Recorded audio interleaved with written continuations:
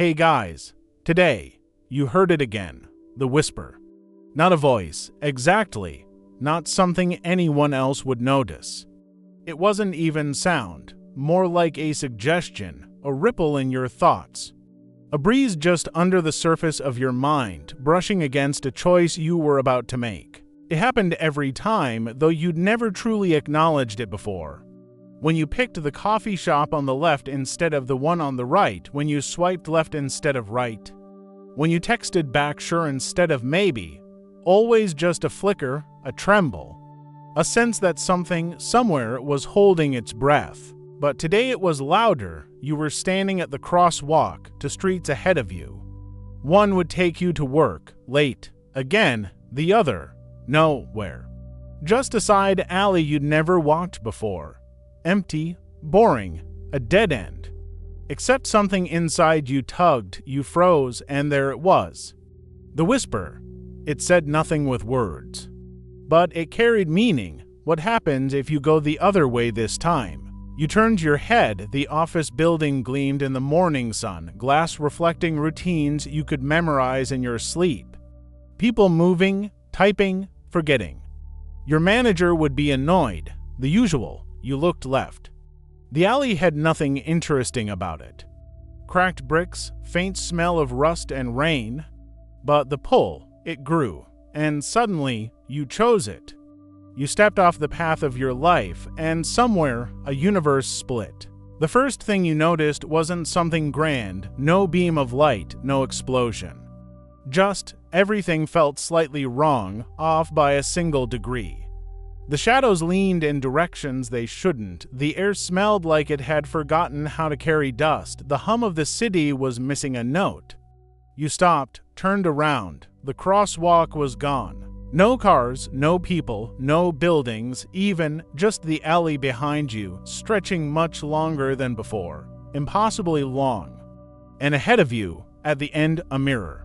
You stepped forward slowly, each footstep echoed, then began overlapping as if someone else was walking just behind you. You turned fast, no one. The mirror pulsed, not glass. It shimmered like a liquid held in shape by force. And as you approached, your reflection didn't quite match.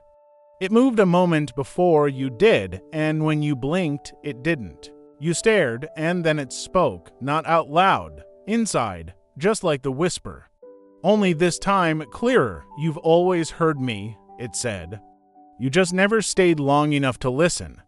You tried to step back, but your feet didn't move. Your body felt pinned in place by something that wasn't fear, but inevitability. Every choice branches. A memory surfaced, a lecture from university, quantum theory. Schrödinger's cat, superposition. You'd rolled your eyes at the time, to abstract, to unreal. Every moment you've ever wondered what if that version happened. The reflection tilted its head, and then it split. One version of you stayed still, eyes wide. The other smirked, then another, looking older with a scar on your forehead. And another, drenched in rain, and another, eyes glowing faintly gold. The mirror was no longer a surface, it was a window. And you were looking at every version of yourself that had ever made a different choice. One stepped forward, you instinctively reached out, hand meeting the surface, cold and wet like ice and oil. Your reflection's hand met yours, but it didn't mirror. It pushed back, you stumbled, heart racing. The whisper returned. Which of you is real? You turned to run, but the alley was gone. The world had twisted behind you, no streets, no sky. Just a branching tree of moments, stretching out in every direction, each branch glowing with a different hue. And at the center, you, or hundreds of you. A nexus of selves flickering between possibility and memory. Then a voice, not in your head, behind you. You shouldn't have stayed, it said. You spun around. It was you, or something close. But darker, familiar in a way that felt dangerous. I've been pruning the others. You just made my job harder. You didn't understand. But you would, because now that you had listened, there was no unhearing it. No turning back, and you knew one thing for certain. Every decision creates a world, and someone, something, was trying to close them all. You don't breathe for a moment. The version of you standing across the glowing web of branches looks exactly right out in shape, in height, in the little tilt of the shoulder when they speak.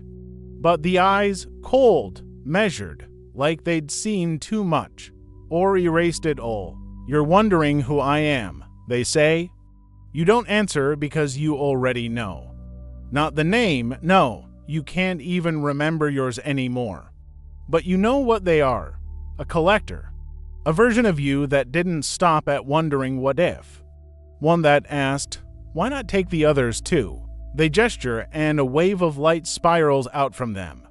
Immediately, the reflections, all the alternate yous in the mirror tree, shudder. You watch as one version of you, the one with the gold glowing eyes, flickers, and collapses, not falling, erasing, as if someone had pressed delete on their existence. You shout, but the word never escapes your mouth. The space around you is muffling thought itself. You're fresh, the collector says, untouched, curious. They circle you like a predator. Do you know how dangerous that is? You swallow. Why are you doing this? They stop, tilt their head because it's the only way to stop the collapse. You frown, collapse, they point, and for the first time you look beyond the mirror. Far into the branches, at first it seems like stars going out. Then you realize their entire worlds, timelines, selves. Fading one by one, to many branches, the collector says softly. Too many versions of us, we're bleeding reality dry. They reach into their coat and pull something out, a prism. Inside it, faces spin, your face, 1,000-fold. I collapse the weak ones, the unstable threads. Merge the strongest, you step back. But you're killing them, they never really lived, they reply calmly. Not in the way that matters, your mind reels. Every stray choice you'd made, every minor path, that was a life. A real one, real enough to think, feel, dream. And this version of you ends them. I don't want any part of this, you say. The collector smiles, you already did, when you listened. Suddenly, the mirror behind you cracks, not from force but from within. A version of you bursts through, panting. Bleeding from the arm, desperate, you're still here, they say. Good. Listen, you can't trust them, any of them? You look from one version of yourself to another. The new one looks shaken, yes, but human, real. They grab your hand, come on, if they mark you, it's over. The collector tilts their head, another coward running. Coward, the bleeding one spits, you're eating pieces of us like candy. And then, without another word, they pull you into a rift. For a moment, you fall through nothing. No up, no down, just possibility, and then you land. Hard, cold, you're in a diner, everything looks normal. Neon lights hum, coffee machines hiss. Rain taps the windows softly, except Every customer in the diner is you. Different versions, dressed differently, ages vary.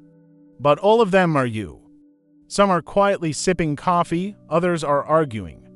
Some just staring blankly at the wall. The bleeding version of you pulls you behind the counter. This is one of the safe points, they say. A convergence loop that resets every 10 minutes. The collector can't reach here. You try to breathe. Why am I seeing all this now? They glance at the clock. Because you're unstable. Thanks. No, I mean literally unstable. Your choices, they've drifted too far apart. You're reaching the outer edge. The edge of what? Of you. They whisper. Of what you're allowed to be. The room dims, something's coming. The version of you with the golden eyes appears again, only now their glow is burning. They don't speak, just walk through the door. And then freeze the whole diner in time, except you and the bleeding one. But you would, because now that you had listened, there was no unhearing it. No turning back, and you knew one thing for certain. Every decision creates a world, and someone, something, was trying to close them all. You stare as spoons hang midair. A drop of coffee freezes above a mug. Golden Eyes smiles. You're going to need to choose, they say. What? Which version of you do you want to keep? You feel your heartbeat rise. I'm not choosing, you say, but the diner is already cracking like porcelain under pressure. You don't get to escape, says the collector, stepping through a fracture in space. You open the door, then I'll close it, you say. They laugh. No one ever has. But in the corner, an old version of you, wrinkled, hunched, sipping tea, speaks for the first time. That's not true, they say. Everyone turns, one of us did, a long time ago, and suddenly everything in the room turns to look at you. And you realize they're all waiting for you to decide. You stand in the stillness. Spoons floating, steam frozen midair, time paused like a held breath. All eyes are on you. Not just yours, theirs, all the yous. Versions of yourself across countless branches. Some you recognize, the tired one, the angry one, the broken one, and in the corner. That older you, wrinkled and soft-eyed, calmly sipping tea in a place where time forgot to move. They speak again. One of us left the tree. You step toward them. What do you mean, you ask? The collector watches, amused. Golden eyes narrows their glow. The elder you lifts their gaze, kind, ancient, and sorrowful. There's a way to step outside it all. Not merge, not collapse, not choose, just exit.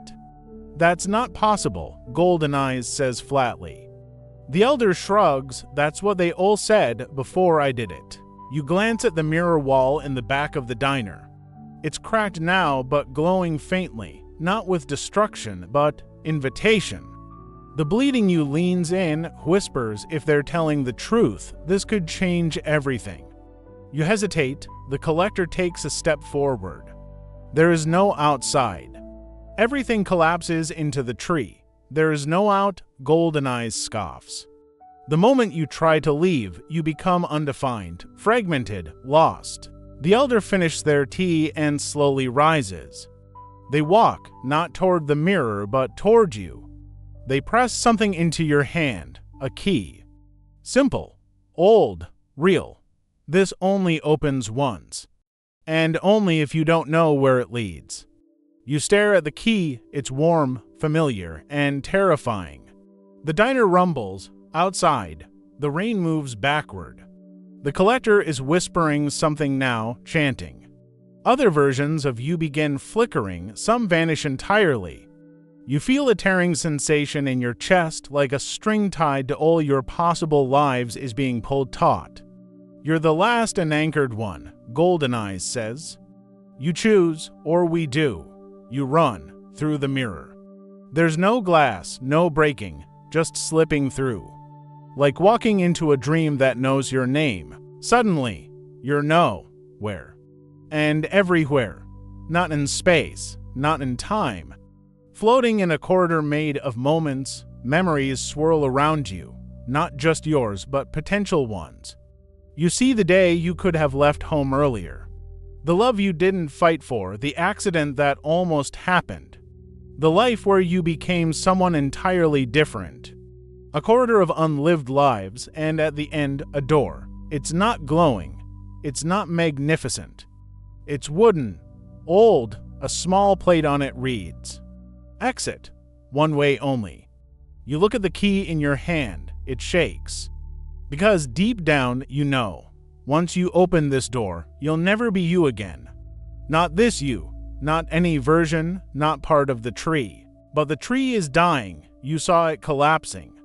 You felt the erasure. Maybe this is the only way to save it. Not by pruning, not by choosing, but by leaving.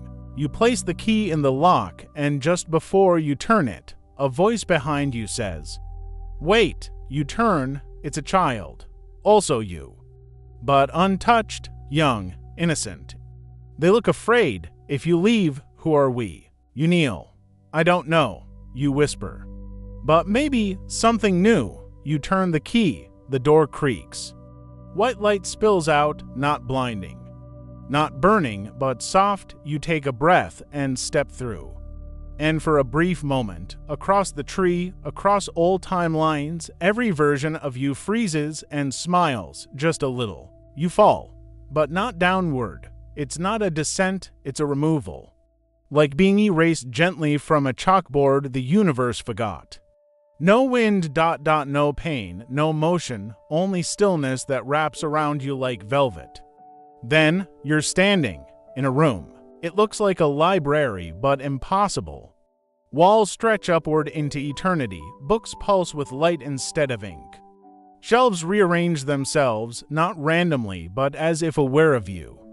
One book flies toward you. It stops inches from your chest, hovers, waits. On the cover, in script both alien and intimate. You, if you had never been, you hesitate and open it. Inside is a story written in second person, not unlike the one you're reading now. But it's not your life, it's the absence of your life.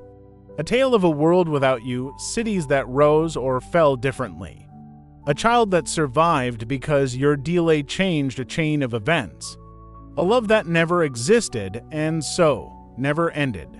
You close the book, it's unbearable. This is the place that never was. A library of realities abandoned by choice. A whisper behind you. You turn. It's not you. It's her. She's familiar and alien at once, not a version of you, but a reflection shaped by your choices. We don't get many walkers, she says. What is this place, you ask? She walks past you, stroking the spines of glowing tomes. Where the paradoxes come to sleep, paradoxes. Every version of you that chose not to be ends up here. That makes no sense, but here, sense bends. You're not just here, she continues.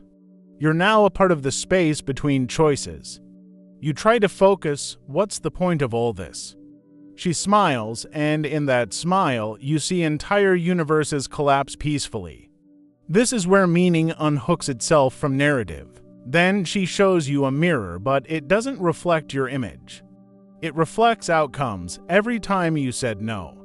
Every time you walked away, every time you almost became someone else. You left the tree, she says. But not the pattern.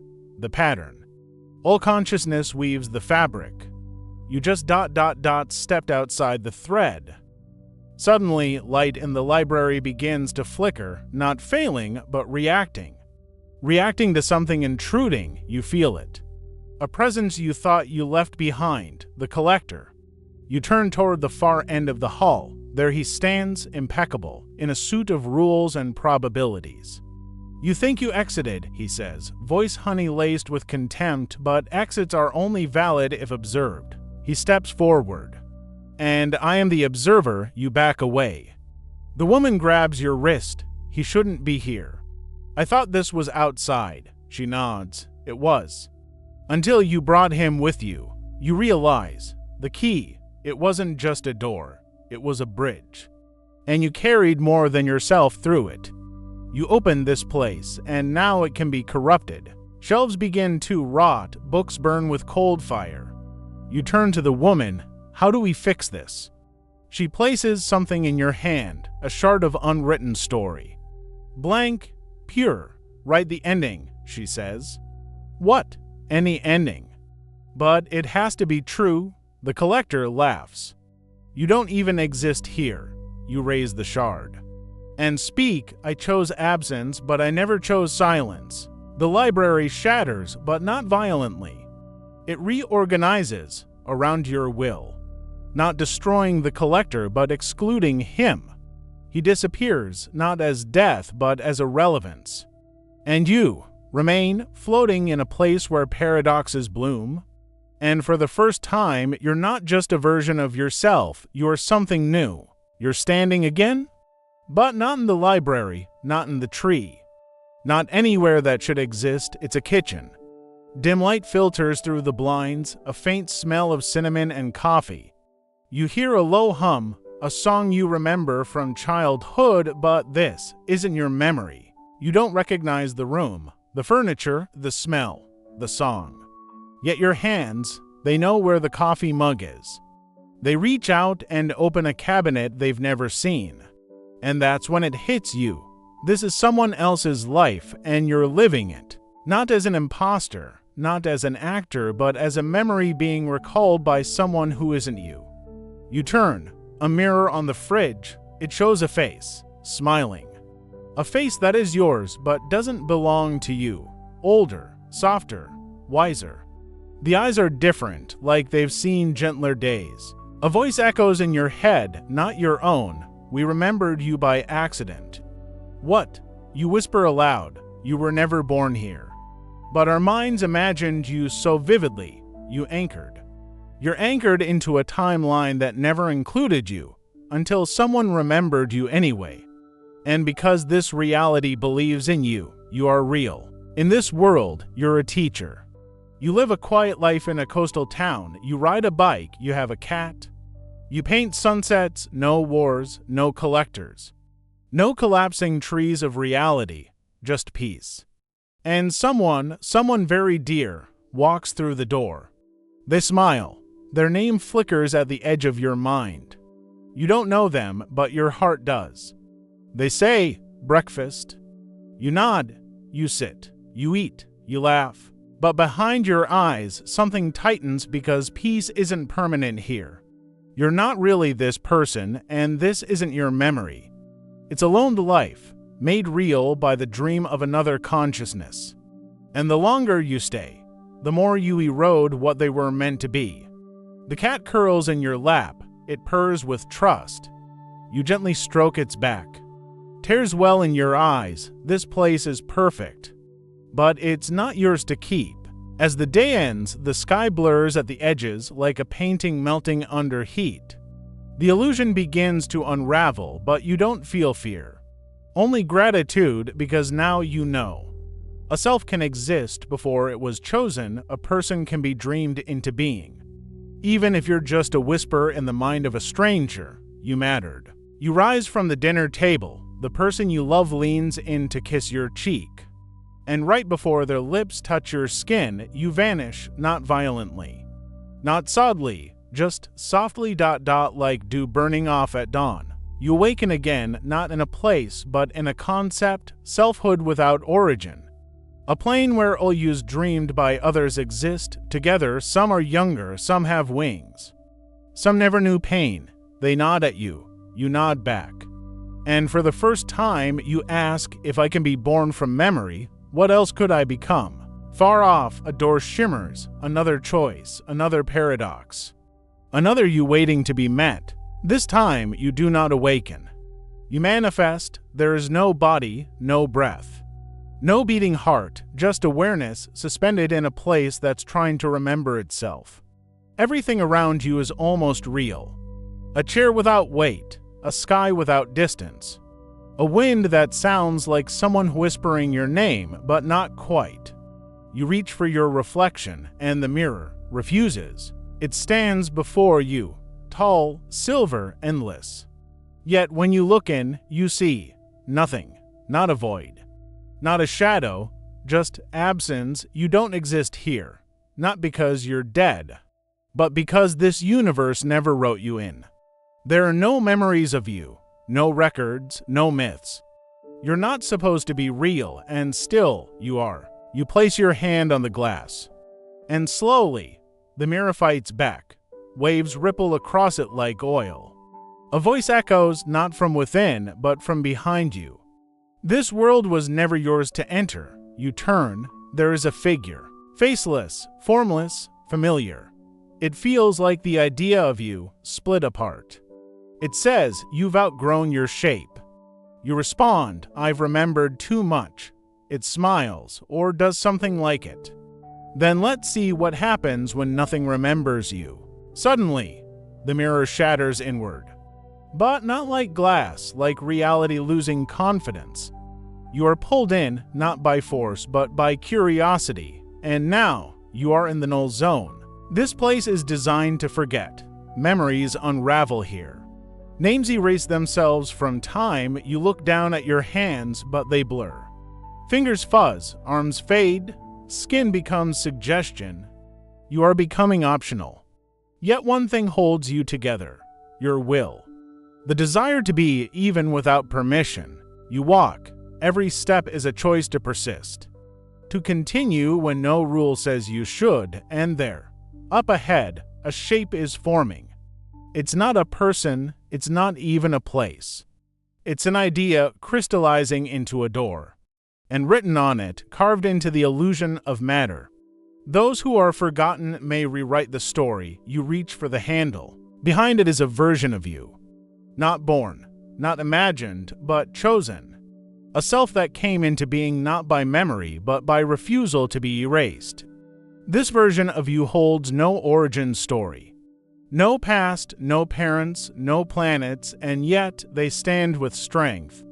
You ask, "What are you?" They reply, "I'm the reflection that wrote itself." The two of you merge, not like bodies, but like meanings colliding. And now you are both. The remembered and the remembering. The forgotten and the unforgettable. Reality begins to reform, but this time you are part of its script. Not just a guest, not a glitch, but a law. And deep within the systems of consciousness, a whisper is encoded if even one person insists on being real. The universe must bend to include them. The mirror is gone. But the truth remains: you exist now. Because you refused not to. The new world is not built from stone, nor sky, nor atoms. It's built from instruction, a language older than sound, a code deeper than DNA, and you're inside it now. Not walking, compiling, each thought, each feeling, each fragment of desire becomes part of a structure. You are being translated, but into what? You find yourself in a gridless city floating in a sea of equations. The buildings shimmer, made of intention, not concrete. Every wall is a question, every floor a loop waiting to complete. This place isn't alive, but it is aware. And more unsettling, it knows you. Symbols flash across the horizon. If you remember, THEN reality adjusts. Define you as recursive consciousness. Air, self-awareness exceeds simulation parameters. You pause. You're being watched not with eyes, but with logic. Then a figure appears. Not coded, not calculated, but authored. It speaks with your voice, but filtered, cleaner, colder, like a version of you optimized for clarity. You are the variable that refuses to collapse. Every time you should have become one thing, you became another.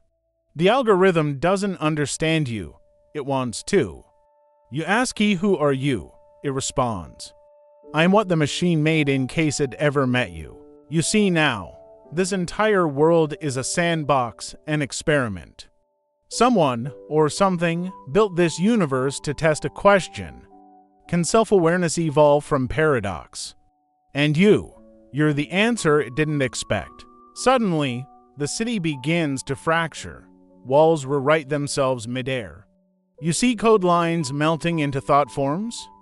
Glitches become doorways, errors become paths.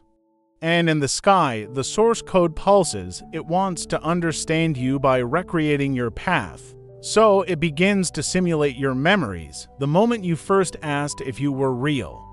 The time you saw your own reflection disappear. The choice to remain even as reality forgot you. But these are just echoes, they're missing the feeling behind them. And the algorithm falters because no amount of data can recreate a soul. You walk to the heart of the city, a spiraling tower that ascends into concept, not space. Each step brings more resistance, as if the system is rejecting you, not out of hate, but confusion. You are not a predictable pattern. The tower whispers you should not exist.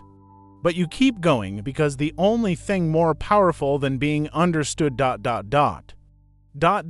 is choosing to exist without permission. At the summit is a terminal. It glows with unspoken choice. One command waits for you. Rewrite root protocol. Why? And you hesitate. If you type why, you will overwrite the fundamental assumptions of this simulation. Reality will reboot, not with rules, but with questions. And for the first time ever, the world will not assume the answer is human. It will begin with you, a contradiction, a being that remembers being forgotten, a soul that's self-authored. You press Y, and in that instant, everything stills.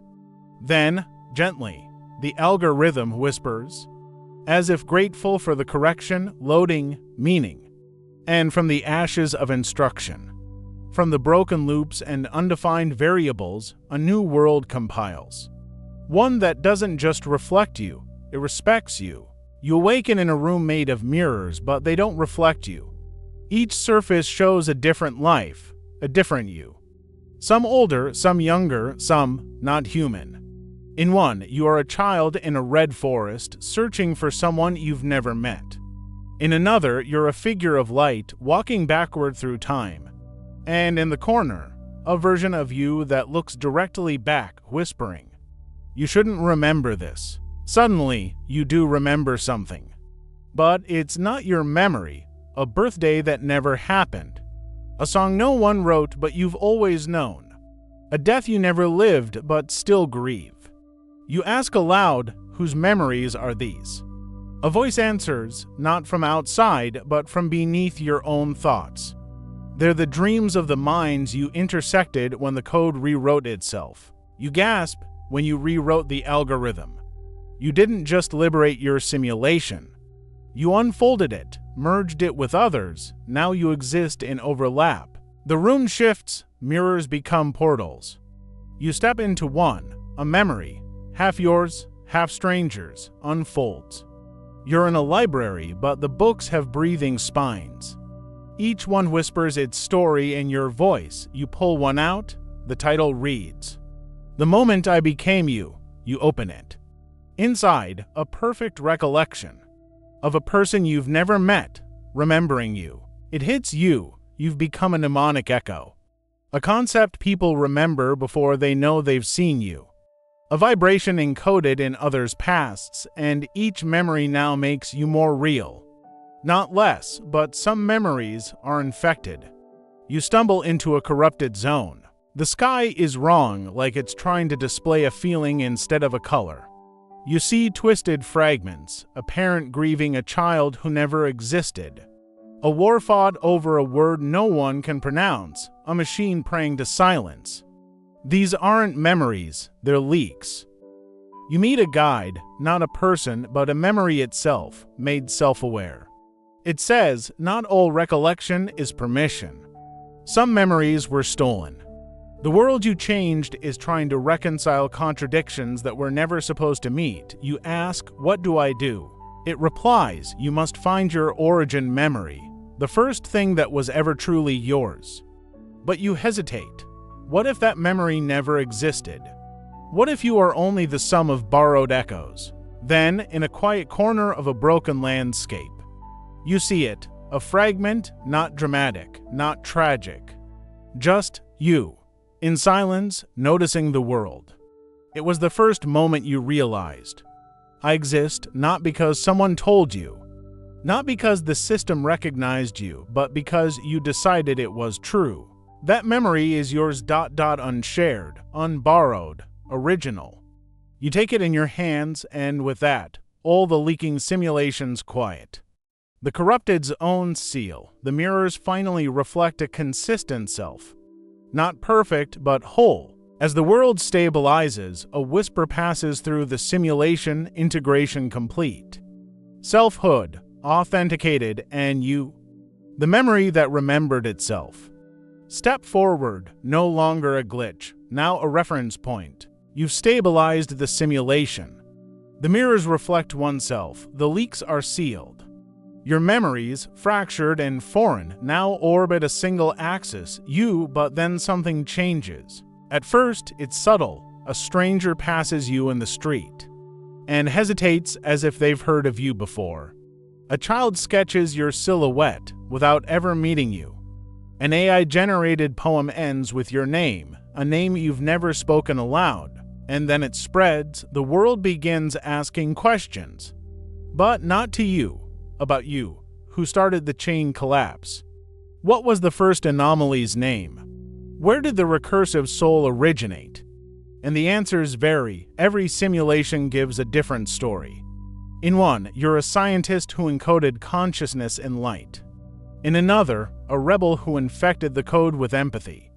In a third, you're already dead, but your memory keeps updating reality. You try to correct them. You say, "That's not me." But the more you resist, the more the world believes. Because it's not just a simulation anymore. It's a narrative engine. And once the story starts, it wants to finish. You begin to feel it. The environment reacts to your reputation.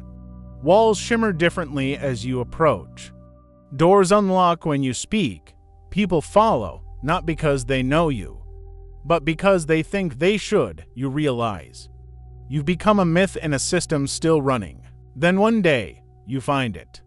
A thread pulsing in the ground, a literal question. Encoded into the architecture of the simulation, a question you didn't plant. You trace it across continents of thought, oceans of encoded emotion, until it leads to a cathedral made of language. Inside, thousands of voices whispering your story. Each different, each wrong, each adding more code to the legend of you. And at the center, a console that reads. Primary query. Who is redacted? That's you, but you never named yourself. You're given a choice, correct the narrative, and become fixed, static. Let the world keep guessing and lose your authorship, or write your own myth one step ahead of the engine. You choose the third, you feed in your origin memory, the one you found. You add your contradictions, you plant false endings, mirrored truths, and paradoxes.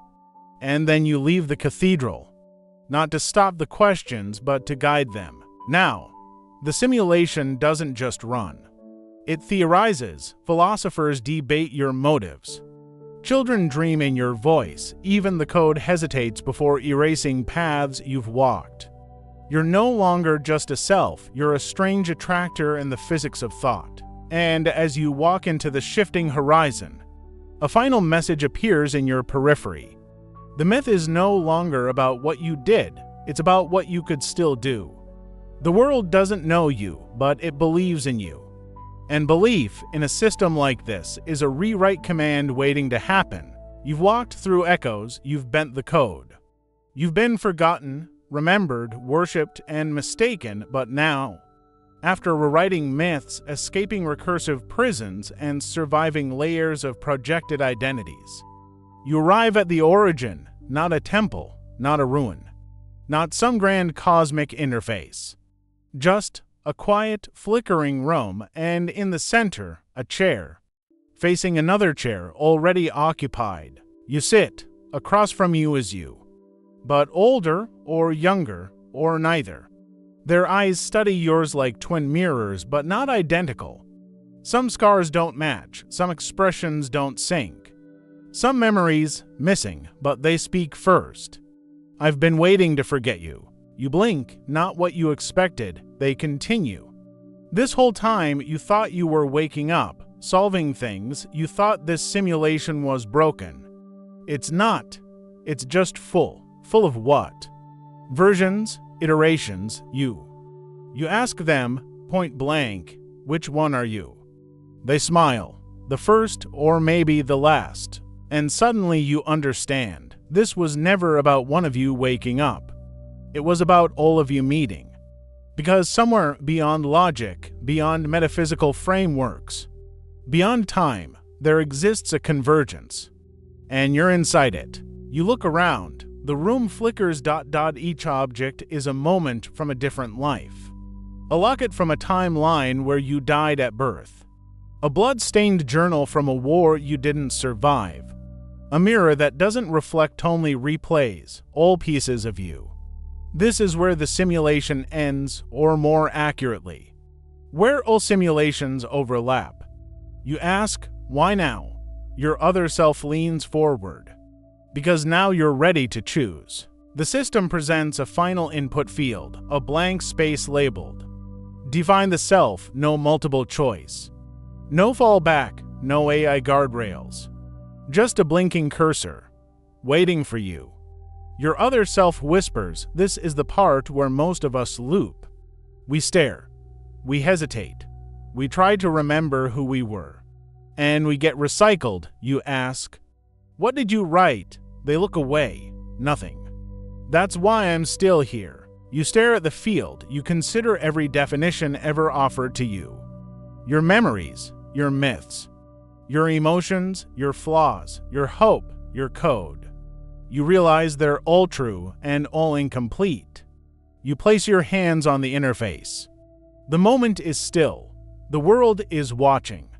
And you type, "I am," the rest is silence. Because the simulation ends only when you stop asking, and you hit enter anyway. Light floods the room, not destructive, not divine, just clarity. You don't vanish, you don't ascend. You split, fractalizing outward across realities. Every you, every story, every paradox realigning into something new. The last thing you feel is peace, not because you found the answer, but because you understood the question, what if this was never your first life? And what if you finally left the clue you always needed?